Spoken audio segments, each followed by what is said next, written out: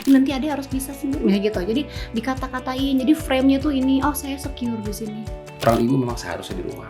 Definisi peran di rumah ini apakah harus misalnya dari pagi sampai tidur anak terus dengan ibunya kan gitu. Pernikahan tuh ada aturannya, ada visi misinya, ada peran dan portionnya. Dibikin kita harus ikutin sistem yang kita nggak bisa achieve sebenarnya. Karena kita pun belum mendefinisikan peran kita di dalam sistem itu seperti apa. Betul. Mungkin ya. Penting juga nggak sih si orang tua ini buat punya strong belief terhadap si anak itu sendiri. Karena saya punya tanda kutip lah, mungkin inner child versi saya adalah a failure. Karena saya nggak SMA kan, paket C gitu. Kemudian karena anak ADHD, jadi dulu nggak umum gitu istilah anak ADHD, anak ini, anak itu. Jadi capnya ini anak nakal. Dia anak nakal. Kemudian sampai mungkin dengar kalimat orang Sunda bilang runtah. Runtah mah ini bakal jadi sampah dia gitu kan. Tapi saya kebantu dengan orang tua yang punya belief yang strong. Jadi ayah, ibu itu bilang, oh anak saya hebat, anak saya berbakat, cuman belum ketemu aja. Terus selalu ayah saya bilang, tenang aja, orang hebat mah suka aneh-aneh memang. Ayah saya bilang begitu. Dan itu konsisten. Padahal mungkin orang tua saya juga bergejolak juga mungkin ya di dalam hatinya ketika sebuah orang bilang anak kamu nakal. Saya sampai pernah ada temannya orang tua nyampe ke saya, kamu jangan bergaul sama anaknya bapak ini ya gitu. Itu nakal, nanti kamu terpengaruh jelek. Nyampe tuh ke telinga. Tapi karena orang tua terus-terusan bilang anak saya pintar, anak saya berbakat, anak saya hebat, belum ketemu aja. Itu masih dalam masa pencarian. Akhirnya kita kembali lagi gitu. Karena saya ke Harvard usia 30-an pun 2-3 bulan tuh struggling juga. Apalagi anak yang mungkin baru masuk sebulan, 2 bulan, 3 bulan ke sekolah dengan kondisi mungkin mereka belum mengenali dirinya juga gitu kan. Juga pasti terpengaruh juga ya konsistensi dan belief ya, strong belief dari seorang tua. Tapi gimana sih orang tua bisa punya strong belief gitu? Tentunya nggak dalam semalam gitu. Jadi memang orang tua yang conscious, orang tua dari mulai sebelum menikah ya individu yang conscious ketemu individu yang conscious membentuk suatu instansi gitu ya, ada kan pernikahan tuh ada aturannya, ada visi misinya, ada peran dan portionnya. Secara sadar itu memudahkan. Walaupun tantangan pasti terus datang. Tapi tadi beliefnya itu, kalau misalnya tadi belief sistemnya itu sebenarnya itu kan terapeutiknya dia soothing ya, menenangkan. Dia kasih belief yang menenangkan gitu. Nah sebenarnya tadi poinnya psikologis itu berhubungan juga dengan fisik ya. Kalau tenang, nafas lebih bisa enak, oksigen masuk lebih banyak, berpikir jadi jalan. Tapi kalau misalnya udah nggak tenang, nafas juga kan kayak gimana nih gitu, kayak udah panik duluan, nggak keakses kemampuan pikir kita tuh. Jadi bagian dari mindfulness itu masuk juga gitu. Nah tadi kalau misalnya dan itu juga sense itu dirasakan sama anak. Ayah percaya kok sama aku walaupun aku gini. Itu kan sense. Walaupun mungkin tidak ideal dikatakan secara verbal ya. Cuman gesture kita, ketemu dia tuh kita kayak accepting gitu. Kayak iya kamu unik, kayak kita cari sama-sama. Itu kan sense-nya dapat di anak. Gitu. Dan itu program yang dari Allah kasih ya. Jadi secara natural itu emang anak, makanya anak itu kan nggak ketukar ya. Artinya memang orang tua sama anak tuh ada satu vibrasi frekuensi yang berbeda gitu. Termasuk beliefnya. Kalau beliefnya positif ke anak, nyampenya juga lebih positif. Kembali lagi ke tadi, kalau misalnya adaptif, yang bisa untuk menjadi adaptif, perbanyak verbalnya juga. Jadi kita siapkan kayak tadi omongan kita itu menjadi inner voice-nya dia. Menjadi satu suara-suara dalam dirinya yang kalau kita lagi nggak ada tuh itu tuh bahkan kayak bisa jadi identitas keputer. Dirinya. Betul. Jadi memang kita nggak bisa create anak, tapi kita bisa bantu dia shaping dengan kasih environment yang suportif gitu. Jadi di sekolah nanti kita ketemu ini. Nanti ruangannya gini gitu. Mana yang kira-kira biar ada yang ngerasa lebih tenang, harus gimana? Harus ada ibu. Tapi nggak memungkinkan ada ibu di situ. Ibu ngobrol ya ke miss-nya, tapi nanti adek harus bisa sendiri gitu. Jadi dikata-katain, jadi frame-nya tuh ini, oh saya secure di sini. Oh, walaupun nggak ada ibu, tapi saya tahu harus ke siapa. Secure attachment tuh berjalan terus gitu. Dan itu membuat adaptifnya ke arah situ. Oke, interesting. Sekarang kita balik ke parents nih, tentang secure attachment tadi. Kalau kita lihat mungkin tahun 90-an, bahkan tahun 80-an itu belum banyak ibu yang bekerja. Sementara akhir 90-an, 2000 ini bahkan mungkin sekarang umumnya ibu dan ayahnya bekerja. Itu juga mungkin sekarang ramai kan, ada daycare di mana-mana. Udah zaman dulu nggak ada mungkin ya daycare.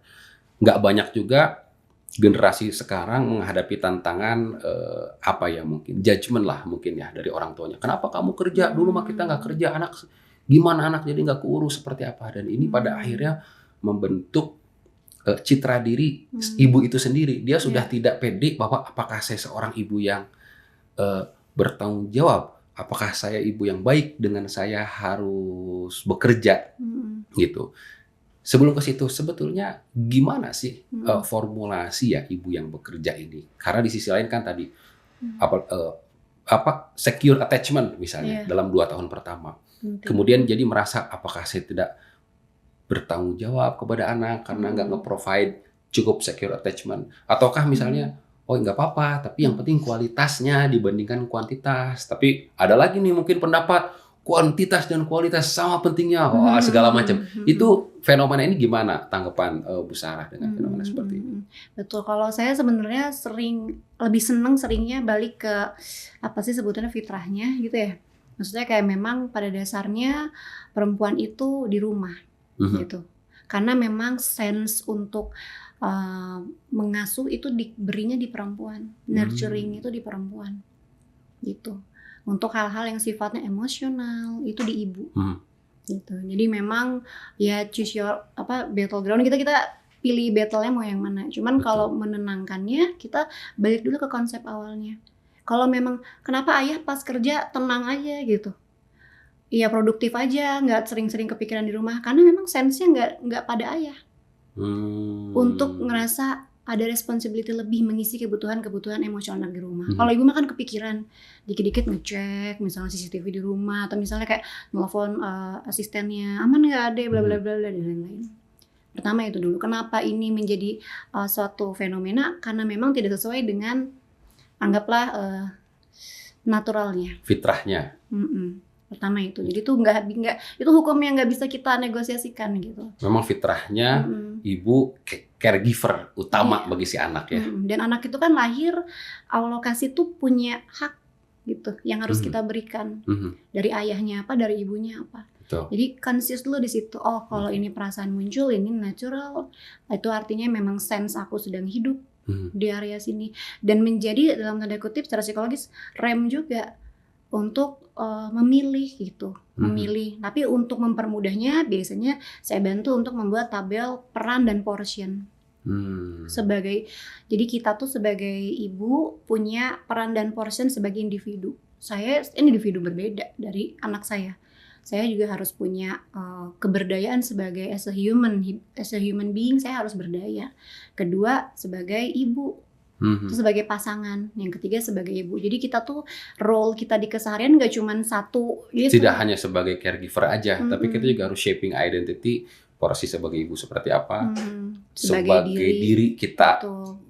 Karena interrelated nggak sih identitas kita, kualitas kita sebagai istri, kalau kita anggap kurang, mempengaruhi juga misalnya kesan, feel kualitas kita sebagai ibu, atau juga dalam bekerja juga. Betul. Gitu nggak sih? Iya, saling terkait. Tapi diawali dengan penghayatan kita punya beberapa peran nih dalam hidup sekarang. Kalau misalnya masih punya orang tua sebagai anak, itu kan nambah peran kita tuh banyak gitu. Terus sebagai coworker, kalau kita kerja, terus kalau kerjanya nggak sendiri, tapi harus ketemu orang.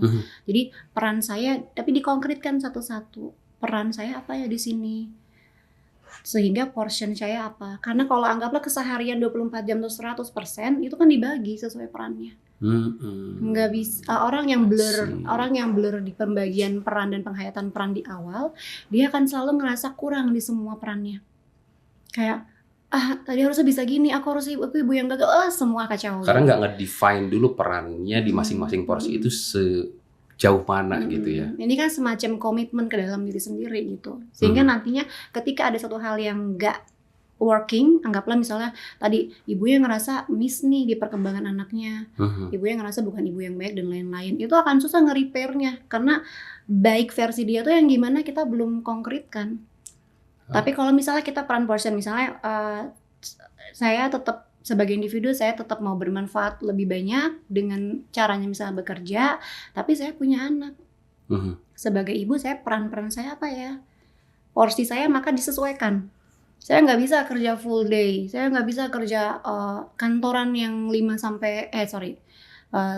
sampai 5 atau 8 sampai 5. Karena itu belief ya, setiap orang kan punya value-nya, bukan value-nya. Maka seperti apa ya? Jadi dibagi, dicoba dikonkretkan supaya menjadi skema yang adaptif buat diri sendiri. Nantinya kalau misalnya terjadi sesuatu miss yang terjadi, terus kita ngerasa guilty, terima dulu, ya kurang nih di bagian ini di anak. Lihat lagi ke peran yang bisa diubah nggak? Ada yang masih bisa kita kelola nggak? Tapi secara psikologis menurunkan guilty feeling. Oke. Karena guilty feeling juga malah jadi merusak mental well-being dia juga, dan akhirnya berdampak ke interaksi dan peran sebagai ibu, sebagai istri juga mungkin ya. Jadi peran itu tadi, si tabel peran portion itu membantu kita kalau ada yang miss di sini, kita balik ke portion saya sementing udah saya lakukan belum? Oh itu guilty banget kalau belum.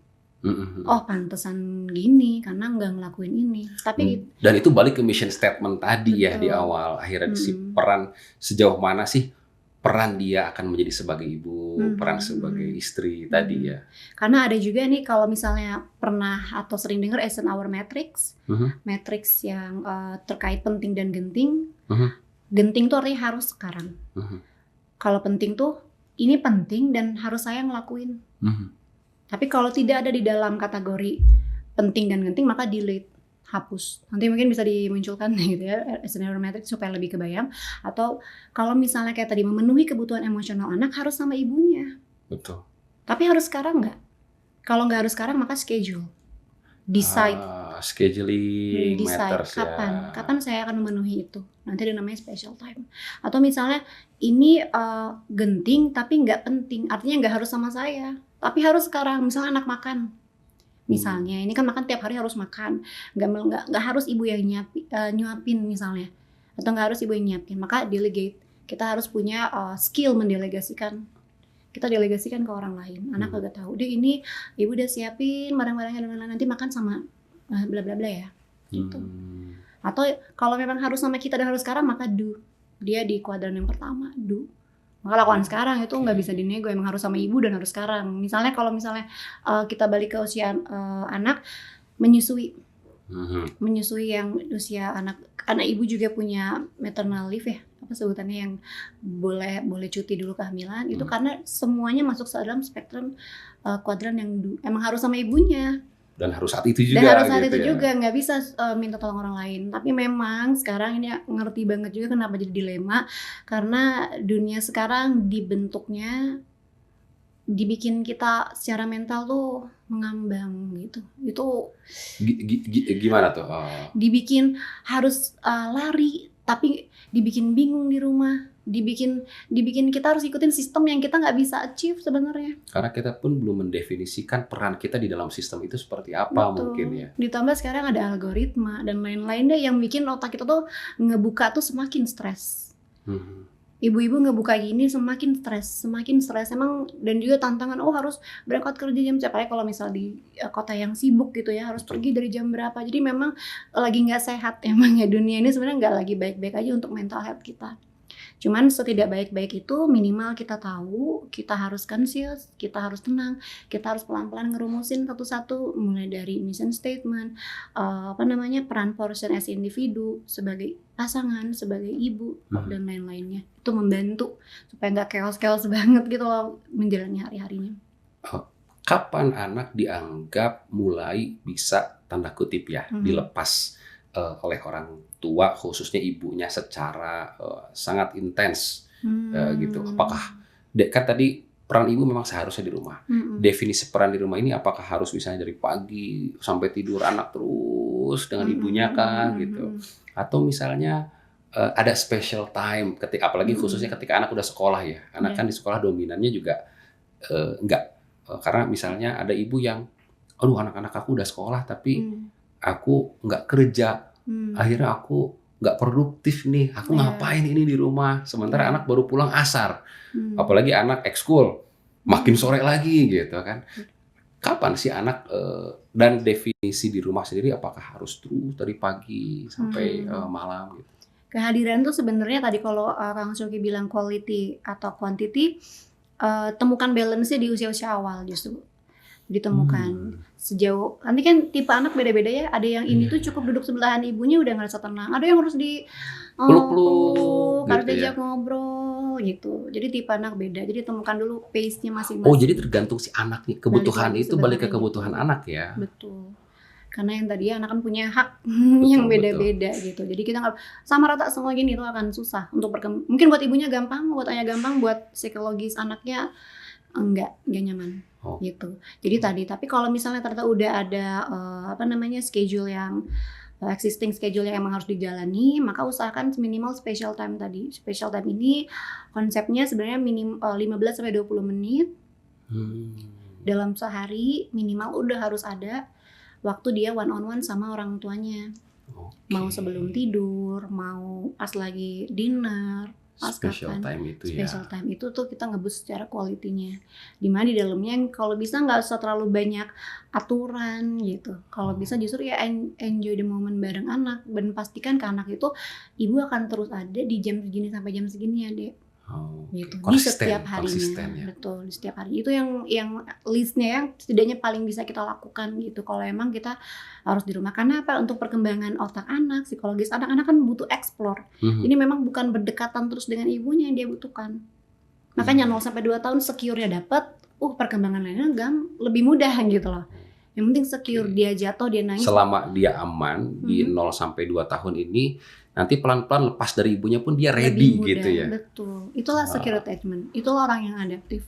Itulah orang yang resilient. Resilience itu kan juga seperti kita kalau mau membentuk otot, itu kan exercise-nya terus-menerus.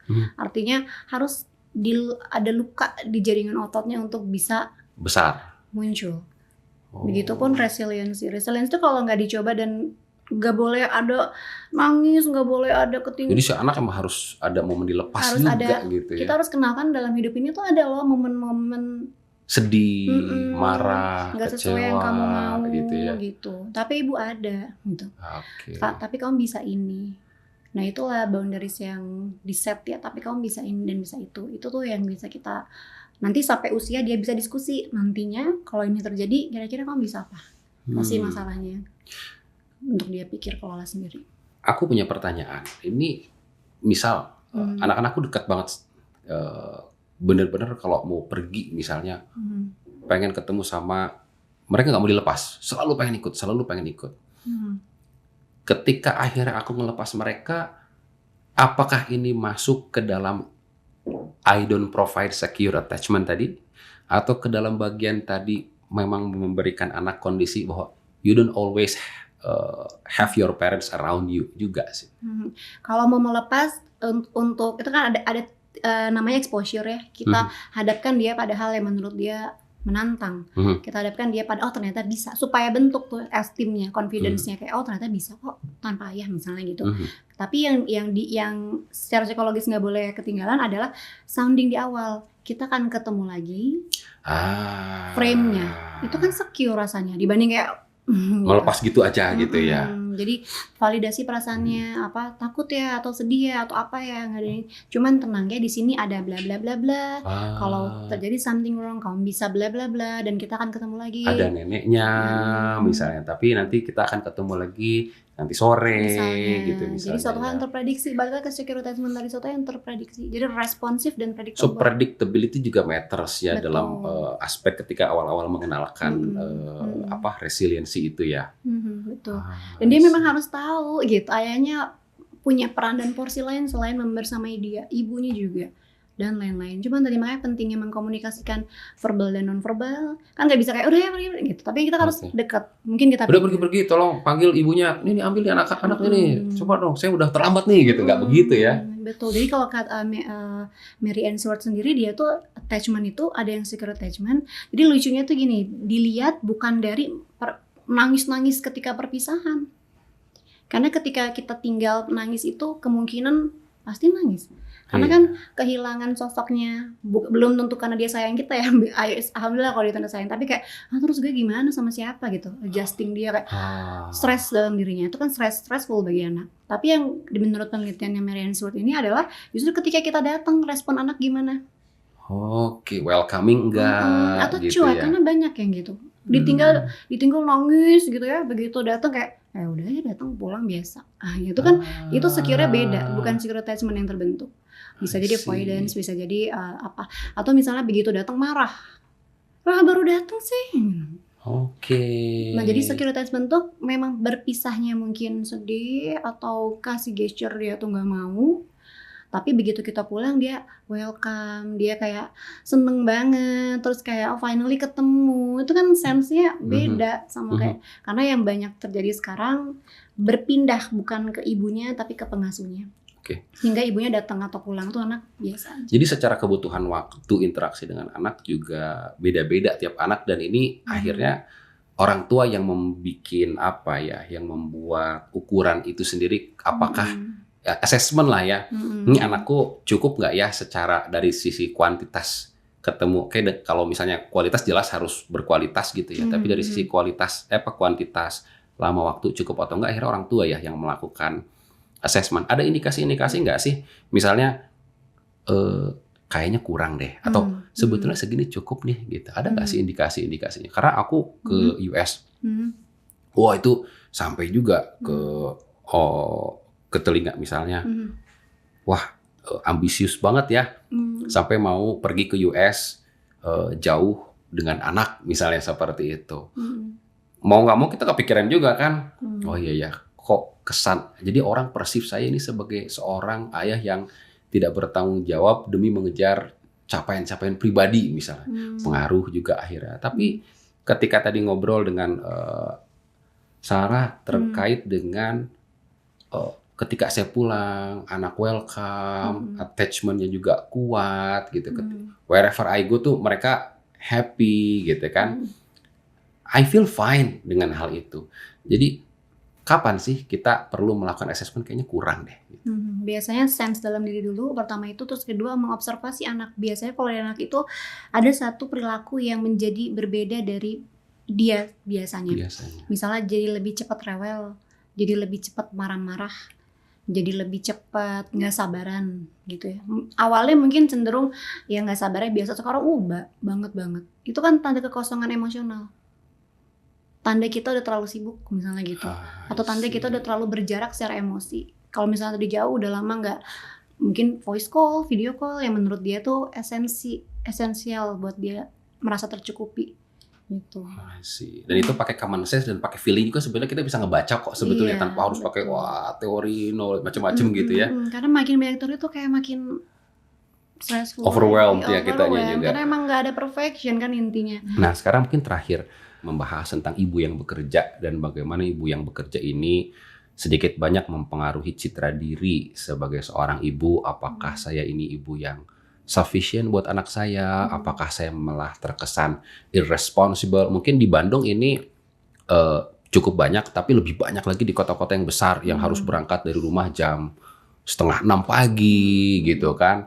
Sehingga kemudian interaksi, sementara ada mungkin aspek-aspek kebutuhan baik secara finansial maupun kebutuhan aktualisasi diri, karena perasaan tidak bermanfaat bagi orang lain, perasaan saya sudah sekolah tapi kok di rumah aja. Ini juga perasaan yang mungkin nggak sehat juga, pada akhirnya mempengaruhi mental health, dan juga lebih jauh juga akhirnya mempengaruhi perasaan citra diri ibu dalam menghadapi anak-anaknya. Bagaimana sebagai orang tua akhirnya kapan kita harus tahu ada yang salah dengan diri kita, sementara tadi ya mungkin porsi untuk anak juga besar, porsi untuk pasangan, porsi untuk kantor juga gitu.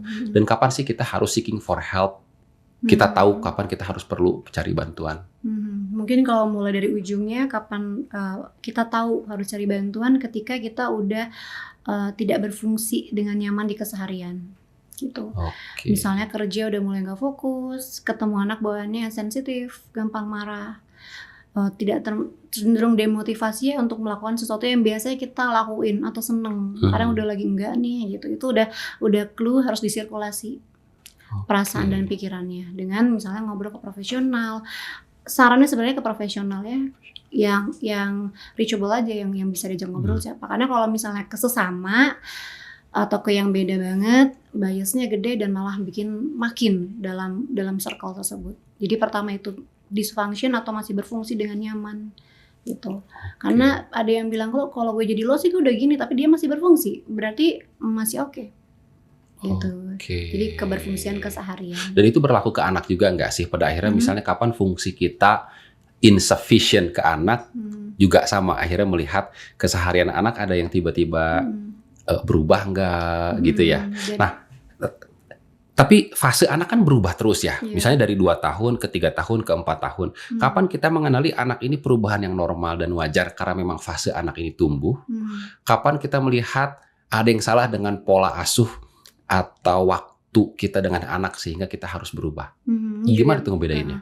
Menarik karena anak itu terus bertumbuh dan semakin asertif biasanya gitu. Jadi dia udah mulai bisa, ada anak tertentu yang nyatain langsung di rumah aja, nggak usah kerja, ada kan yang kayak gitu. Ada yang bawaannya nggak ngomong tapi rewelnya minta ampun misalnya gitu, atau jadi bertingkah sesuatu yang tidak biasanya. Gitu, itu udah sign bagi orang tua untuk kita step back dulu. Gitu. Kalau menurut saya sih kalau itu terjadi di rumah, berarti itu intinya dia butuh kehadiran kita. Mau kita nanti di sana dia marah-marahin kayak atau videonya rewel, cuman balik lagi kalau ibu ya mending di rumah, selesaikan dulu dengan nyaman di rumah sebelum nanti nge-reframe lagi nih kira-kira rumusan strategi peran portionnya mungkin harus diubah nggak sesuai dengan kebutuhan anak. Tapi sebenarnya kan balik lagi ke tidak semua ibu ternyata punya sense itu di zaman sekarang. Dan kalau punya ya berarti alhamdulillah gitu. Karena banyak juga yang udah mendelegasikan almost 100% ke orang lain. Itu gimana tuh? What should be done? Apa yang harus dilakukan ketika sense-nya itu tidak terlalu kuat? Sinyalnya tuh lemah lah terkait dengan hal itu. Karena tadi kebutuhan untuk terus secara ekonomi misalnya ya kan, kebutuhan aktualisasi diri. Jadi atau misalnya punya inner child masa kecil di mana dia dianggap failure sehingga ketika punya karir yang bagus bagi dia itu yang utama gitu, sehingga mungkin agak sedikit mematikan sense dia yang lain misalnya seperti itu. Kalau seperti itu sih itu bisa ke sense banget di awal pertemuan biasanya dengan tipe-tipe parents yang seperti itu, dan tidak bisa banyak ruang untuk ngobrol kalau emang tidak ada kesadaran bahwa itu harus diubah. Gitu. Tentunya kita pasti secara psikoedukasi ada tekniknya menyampaikan konsekuensinya dari pilihan-pilihan hidupnya gitu ke tumbuh kembang anaknya. Tapi memang banyak juga yang menjadi oh ya udah gitu. Karena kan anak saya cuma sampai 18, tapi hidup sendiri juga. Saya gimana misalnya gitu. Jadi memang ini sangat subjektif, tapi ketika ada sense itu muncul di kita sebagai ibu, itu kita syukuri dulu karena nggak semua ibu dikasih kesadaran untuk punya sense kayak gue balance. Dan itu nggak semua orang tua nggak semua ayah punya perasaan kesadaran untuk growing lagi di pola yang udah berlangsung.